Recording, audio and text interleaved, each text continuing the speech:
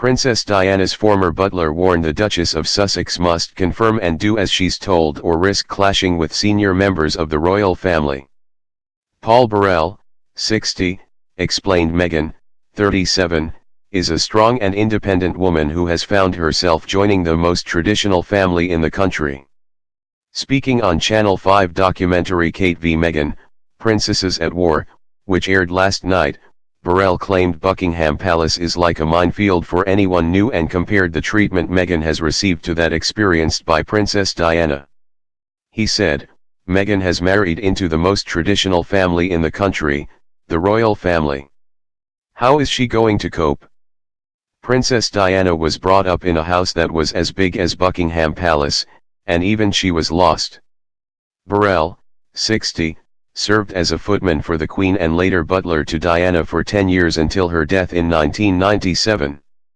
In the years since, he has spoken often of his connections to the royal family and published a number of memoirs. Describing Meghan as a strong and independent woman, the Derbyshire-born former butler acknowledged that she may clash with the royal family if she doesn't conform and do as she's told. He continued, "Buckingham Palace is a minefield for any person going in there for a first time. People set traps, they weren't very kind to this young girl coming into this world. Who would want to be part of that family?" He added. Burrell urged Meghan to stay close to Harry and get to know the Queen, describing her as the one that mattered the most. Meghan has hit the spotlight over the past year for allegedly shaking up the royal family due to her passionate nature, which has earned her comparisons to Diana. Meghan has long been vocal of her stance on feminism, politics, and human rights, as well as reportedly being unhappy about the royals' penchant for hunting, as she is an avid animal lover. Last year it was revealed Harry and Meghan would be moving out of their Kensington Palace cottage to the grounds of Windsor, to avoid their first child due in spring 2019, growing up in a goldfish bowl. However, behind-the-scenes reports claimed the move could be due to a rift between the Cambridges and the Sussexes.